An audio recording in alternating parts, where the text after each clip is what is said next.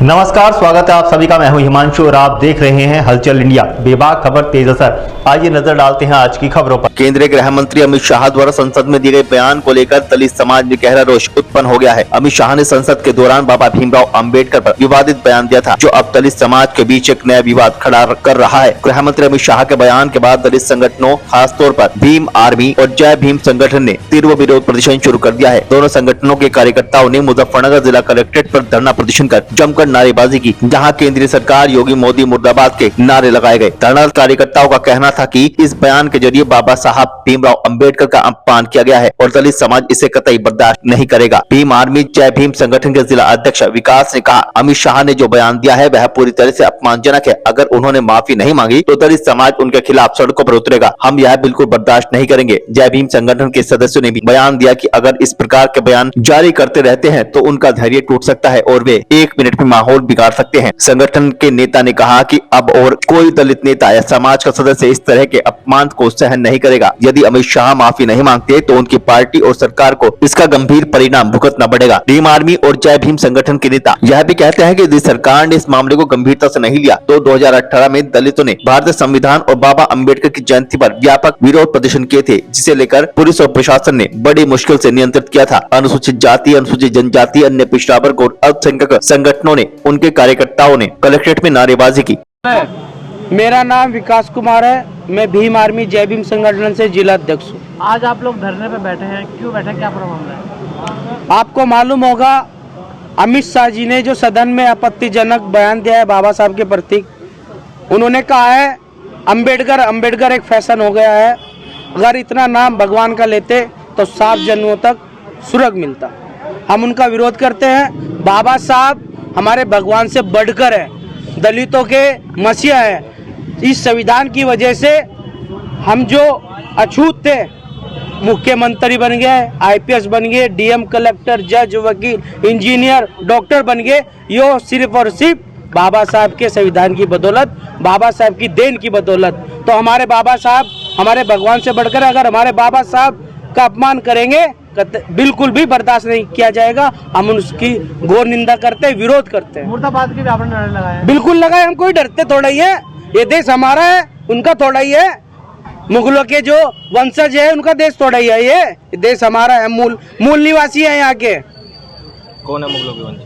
मुगलों के वंश जो आए दिन टिप्पणी करते हैं संविधान पे, वो मुगलों के वंश है। तो किससे मुर्दाबाद के नारे किससे लगाए आपने? अमित शाह के मुर्देबाद के नारे लगाए हैं, मोदी सरकार के मुर्देबाद के नारे लगाए हैं, योगी मोदी के मुर्देबाद के नारे लगाए हैं। ये जो आए दिन मस्जिद के नीचे मंदिर देख रहे हैं, अरे भाई उनको भी मंदिर बना के दे दो, क्या दिक्कत आ रही? देश छोटा थोड़ा ही है। ये देश सभी धर्मों का है। यहाँ पे हिंदू, मुस्लिम, सिख, ईसाई सभी रहते हैं। मंदिर मस्जिद की तो बहुत होली बात।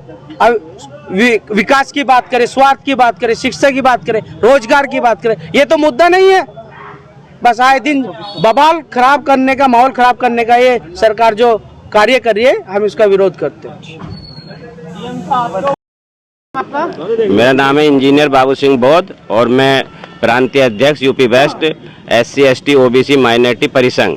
आज आप लोगों के द्वारा अमित शाह जी के मुर्दाबाद के नारे लगाए गए हैं, क्यों लगाए गए, क्या पूरा मामला है?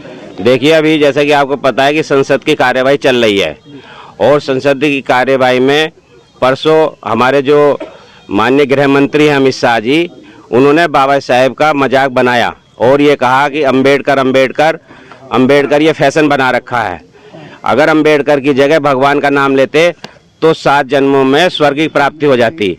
इस तरह कह के उन्होंने सभी हमारे अंबेडकर अनुयायियों का और पूरे देश का अपमान किया है, क्योंकि बाबा साहेब अंबेडकर भारत रत्न से सम्मानित हैं और दुनिया के सबसे बड़े विद्वान व्यक्ति हैं, जिन्होंने भारत का संविधान रचा और यहाँ पे गणतांत्रिक व्यवस्था कायम की। उसकी वजह से ही अमित शाह गृह मंत्री बने हुए हैं।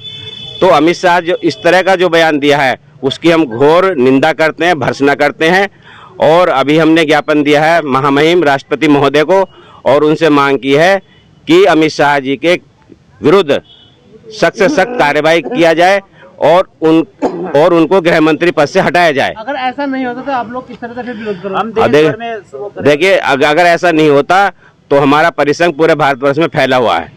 हम हर जगह, हर मुख्यालय पे, तहसील स्तर पे, सब जगह धरना प्रदर्शन करेंगे। आज भी पूरे देश में धरना प्रदर्शन चल रहा है और विभिन्न संगठनों द्वारा भी चल रहा है। ये जो मनुवादी मानसिकता के लोग हैं, ये बाबा साहेब का मजाक उड़ा रहे हैं। इसको अम्बेडकर अन्याय कभी भी बर्दाश्त नहीं करने के, किसी भी कीमत पे भी नहीं करेंगे।